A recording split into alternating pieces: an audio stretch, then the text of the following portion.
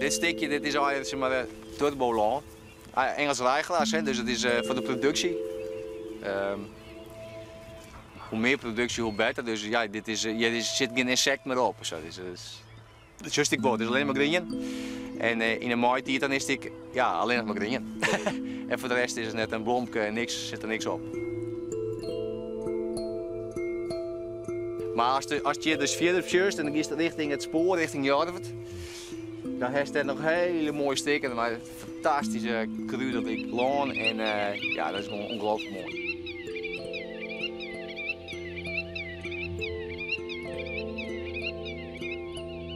Wat ik vogels hier, dan is het voorbij dat binnen is dat een symfonie en dat is dat gewoon heel rijk. Dat vind ik ongelooflijk inspirerend. Ik kan me net een land voorstellen zonder vogels. Het zou wel heel deer zijn. Dus als je ook geen vogels in een landschap hebt, wat vertelt het landschap ons dan nog? Wat is de ziel van een landschap? En wat vertellen vogels ons over een landschap? En wat vertellen vogels ons over hoe we met het landschap omgaan? Wil je vragen? Had het mingiet met een vogel? Of wat zei het tot u? Wat voor keuzes dat we moeten zien? En vinden we dat belangrijk, ja of nee?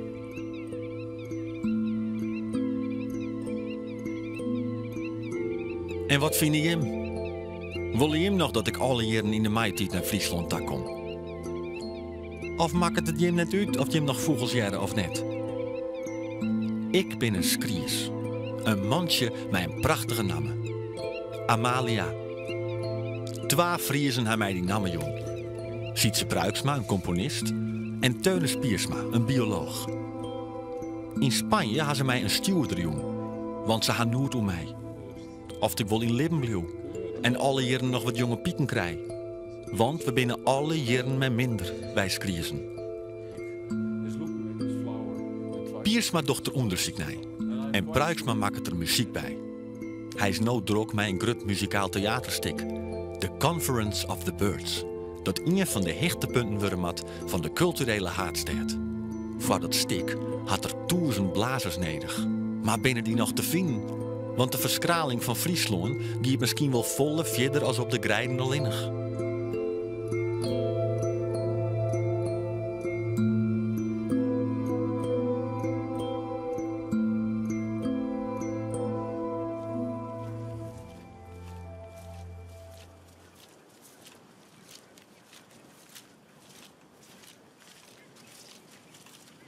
Het zou mooi wezen als je richting 2018 dat je iets meidje kennen maar een heel soort muzikanten. Dat lijkt me geweldig. En het mooiste zou wezen boeten. Ergens boeten in een landschap. En ik heb heel dit zo'n dorpen. Zo'n boetendikse dorpen, dat vind ik altijd een inspiratiebron. Het dorp is een ronde cirkel eigenlijk in het landschap, een soort heuvel. Waar het veel schoolie kent van het hege water. Normaal is het droog en dan kun je hier te landen, het heeg water is. En maar als je als ring en dan is het een binnenring waar, wat ik zo van me als beeld, een soort land art-achtig iets is waar video en dansers en muzikanten in heeft die het verhaal vertellen. Daaromheen heeft de ring, de boeten, dat is eigenlijk de ring, deze boetenring zo, waar het publiek zit. En dan bovenop de ring zitten dan alle muzikanten. Al die blazers.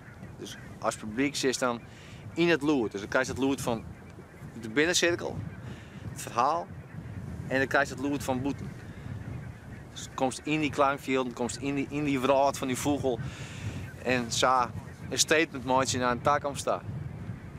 Ik in het land, dus na je achtje, dat het, als je dan die vaststelling spelen hebt, dat er iets oerbloot. Misschien wel een vogelhut of misschien wel een plak waar sliepen kist of een plak waar eten kist.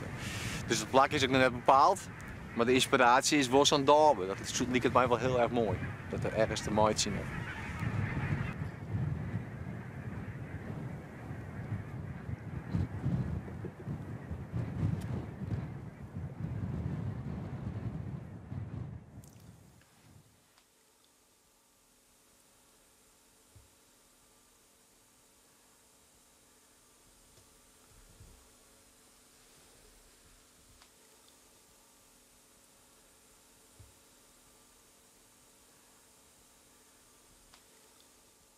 Het hele, misschien wel een heel ritueel ding is toch? Het rituele doen is maar wel een heel ritueel ding. Maar ook een statement. Echt een statement, ja. Dat hoop ik al. Ja. Sowieso, wist je, om in een cirkel te componeren, dat heb ik nog nooit gehad. Met blazers. Dus nee. Dus ik ga de komende weekend een nieuwe set bouwen. Dat je fjouwe speakers hebben. Dat je van fjouwe kanten met hoe die dingen klinken, dat je er tussenin zitten. Snap je? Dus we zitten nu aan het begin van het proces om dat te mooi te zien.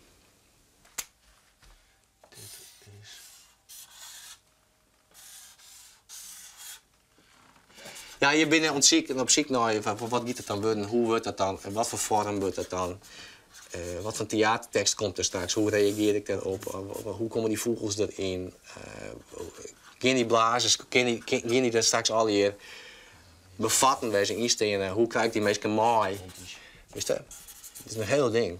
Het is net samen 1000 blazers van elkaar, ja?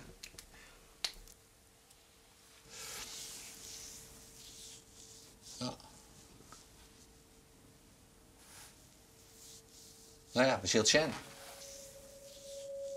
Ja.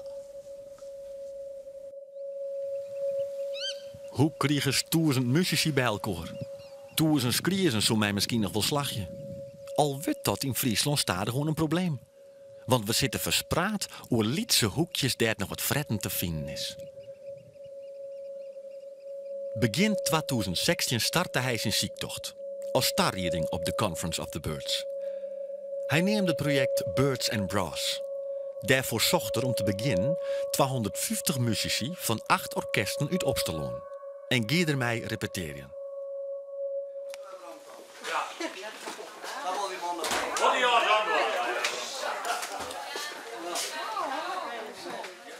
In 2007 toen mocht ik mooi met Teun de Spiersma, dat is een bioloog, een beetje die kennen. En naar de bank dat is in Mauritanië, West-Afrika. En er zitten winterdag zitten daar zo'n, nou, ik denk een paar miljoen trekvogels. Die je normaal hier breeden, in deze buurten. En dat maakt wel indruk. En toen hebben we 's nachts dus ontvangen geweest en toen vonden we dus een riddersklies.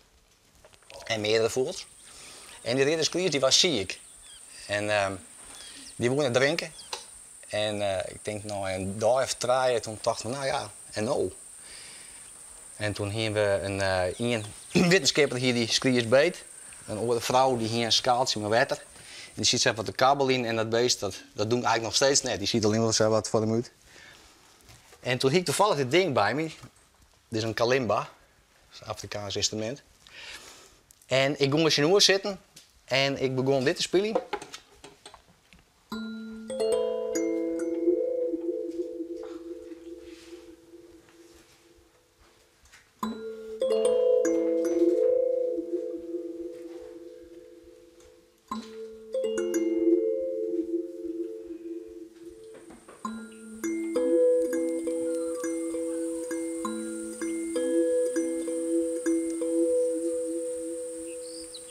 Nou, je merkt het natuurlijk al. Dat beest begint te drinken. Dus iedereen stond eromheen en die kreeg piekenvel. En dat was eigenlijk het begin van het thema van Ridderskliers. En dat game dus komen de concerten spelen. En dan met je al, dat is maar 8 orkesten, dus 250 man. En dan hebben we een gedachte van waar het waar komt en dat wil ik met mij delen. Misschien speelt het oors, misschien met een noot naar oors.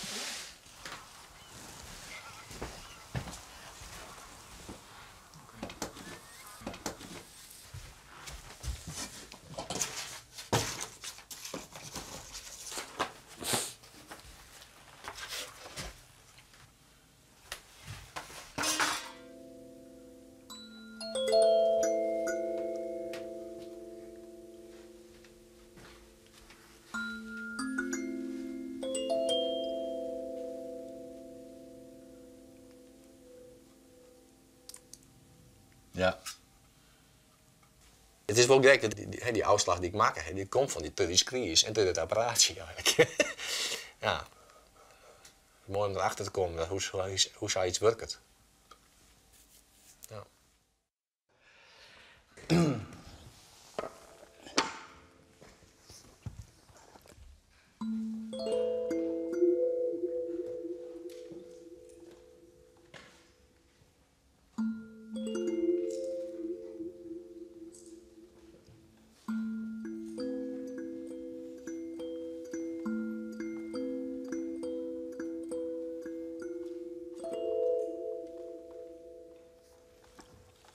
Nou ja, je begint het al. Denk ik. Het beest begon dus te drinken. En ja, dat was wel een geweldig moment. Toen heb ik dit themaatje verder thuis ontwikkelen. Een hoorthemaatje maken en dat verder ontwikkeld voor symfonieorkest. En nou ja, en nu zitten we hier. En spelen we weer de Skriers als slatstuk van de voorstelling na je weekend. Zullen we nog één keer doen? Het is een beetje zo'n zweverig stuk. Aan de ene kant kan je er heel droevig van worden. Het is echt een emotie zit erin. En vooral als iets erover vertelt, dat stukje gevoel, dat komt dan nog duidelijker door in de muziek.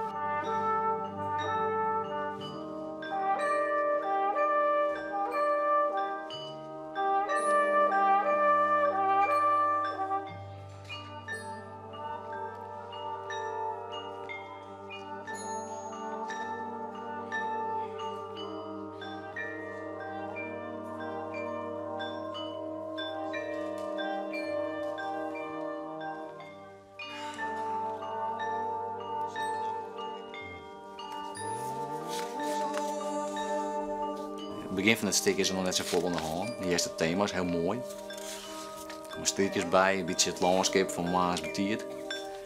Er komt een fluit bij, er komt een naad bij.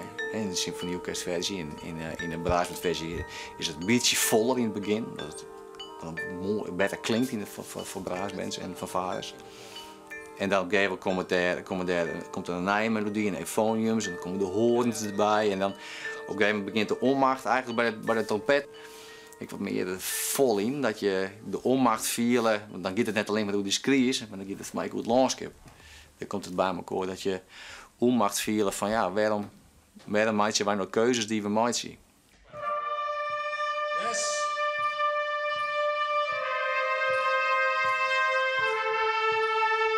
Heel goed. Yes.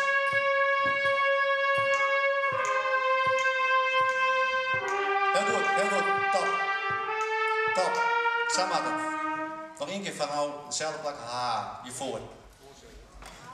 Top. Super. Dat je 8 orkesten bij elkaar hebben en een jeugdorkest en een jongerenorkest en die verbinden die mensen met elkaar en vielen ze zich sterker. Ze praten met elkaar, ze zitten uit voor dezelfde problematieken. Dat ze financieel jongen net goed voorstellen, de dirigent net goed betalen kunnen. Het muziekonderwijs wordt op bezuinigen. Dat is nou altijd aan de hand. En dan is mijn vraag altijd van ja, vinden we dat belangrijk?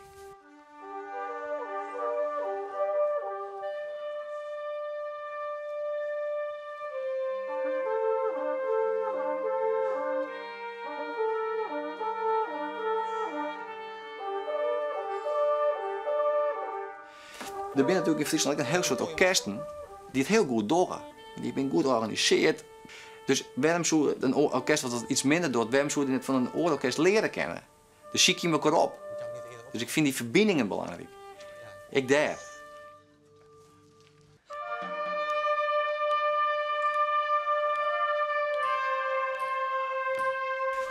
Ze zijn natuurlijk, dat is hetzelfde eigenlijk, er is ook een parallel tussen de boeren bijvoorbeeld die het heel goed doen in Friesland. Ja, er zijn eigenlijk van die paszegeltjes, die doen het heel goed. Die krijgen graaidvogels, ze hebben een goed inkomen en die is precies in balans. Het gaat over het grotere geheel. Van waar willen we leven en hoe kunnen we dat het beste, hoe kunnen we dat het beste doen? Want je hebt elkaar nodig. Je moet het maar snel doen. Ik denk dat zo'n muziekstuk dat kan helpen. Maar poëzie kan helpen, film kan helpen, doens kan helpen. Om het verhaal te vertellen.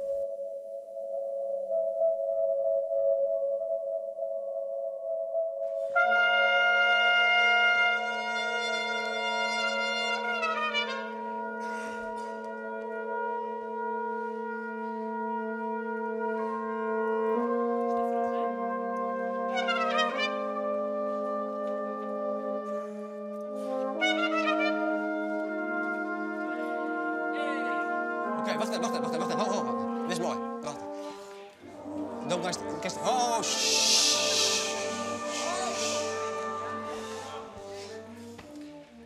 in balans. Maar is toch nog iets zachter? Zeg maar. Ik had net gezegd, speel maar knoer. Ja, nee, iets zachter. En dan kist iets meer rond in het noorden. Da-da-da-da-da. Bijna als veel als een triool. Je ziet aan hem, het is niet van ik bedenk even wat om die muzikanten te laten spelen, maar je ziet een zo echt pure persoon. Heel gepassioneerd. Dat gevoel had ik wel. Dat ik dacht, ja, en dat heb ik ook bij de repetities gezegd. Van ja, wacht maar tot hij gaat vertellen waar het over gaat. Dan voel je het wel. 1, 2, 3, en.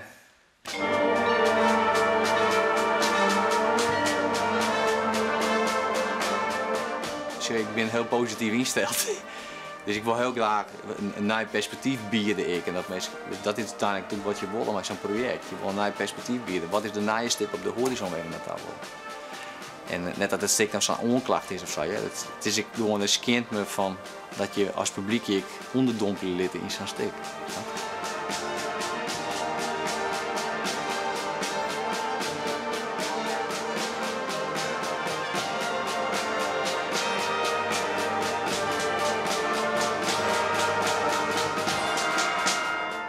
Heel goed. Top. Applaus voor jezelf. Het gaat me wel onthard als ik inderdaad van de verskralingen, dat de landerijen droegen werd, die van de week ik weer op Radio Friesland. Dat ik denk van ja, dat is wel heel. We nemen het elke maar samen aan, hè? Dat alle de kiwiet en de skries, alles vleent rond en is er, maar dat het op een gegeven moment fut gaat, dat gaat me onthard, ja.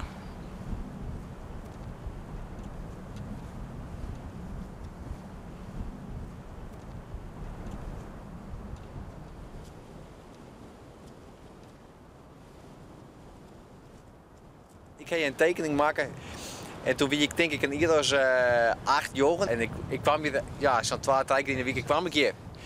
En dan zie je nou op een gegeven moment dan maak ik op squal en maak ik dit soort tekeningen. Dus een kikkerdief en een liep die dat opslacht, wat hier begint nek liepen. En dan zus je een wielp en een visdief. Hier zie je een uitkijktoren achter. En daar zie ik altijd op. En dan zie ik dat hele landschap zo uit de turen naar vogels. Dus dan kwam ik helemaal uit Warkum. Die wil gauw 20 minuten, 34 minuten fietsen. En dan kwam ik hier met mijn lietse fietsen. Ik zei eerst eens mem, ik zei dat het mocht. Ik weet dat ik het bij mijn eigen zoon onderdoorde. Maar mijn mem zei van ja, maar dan wist altijd voor donker thuis. Dus ja, ze vertrouwde me wel of zo. Ja, ik hier een tas bij me. En daar zit een verrekijker in en er zit een vogelboekje in. En die mem die smaarde altijd koeken met boter. En dan een bob op elkaar. En dat eet ik dan heel mooi op. En dan takkel ik de vogels zien en dus dan koek ik van wat voor vogel het wie. En dan fiets ik naar huis staan en zeg ik, mem, ik heb een grauwe vrijenpoot, jongen. Fantastisch. Nou ja, zo. Hij wilpen. Maar ja, hier komt alles wel bij elkaar. Ja, het landschap, ja, als ukkie hier altijd komen. Crescendo, Warkum, de Braasband.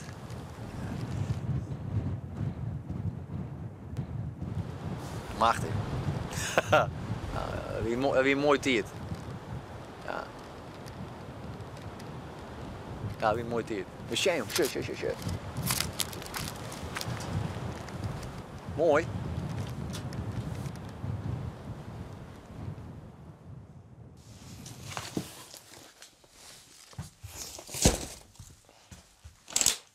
In 2009 ben ik een aantal dingen begonnen.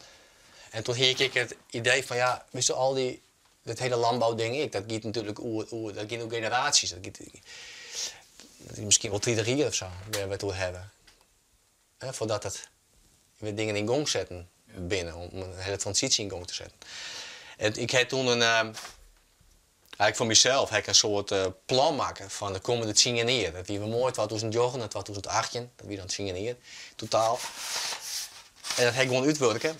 En uiteindelijk blijkt dat ik dit nou gewoon aan het baan ben. Dus ik wist. Ja, dus dat wist ik natuurlijk van tevoren net. Maar ik was zoiets van, nou ja, ik probeer die probeer ik gewoon een beetje een richtlijn te maken. Dus toch? Van, we hebben ook dan heen, hoe zoek de dingen naar van me en wat ben dan, als je zo'n verhaal vertellen wil, hoe zou je dan het beste ompakken kunnen. Dat vond ik heel leuk om daar na te denken. Dus na 18 ga ik mijn tweede plan maken voor de komende 10 jaar. Naar 2028 zeg maar. Even zien.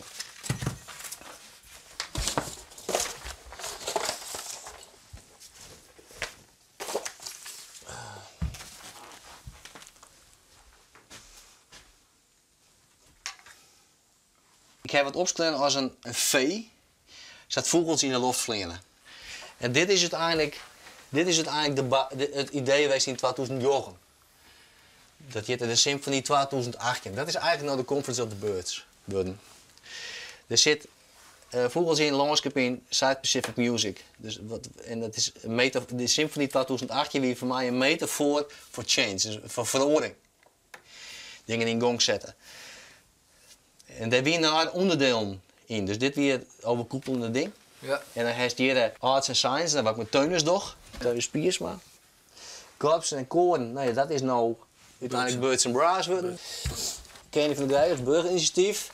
Een fysieke verordening. Dit is grappig, want dit is gewoon 9 jaar oud, hè? Grappig, joh.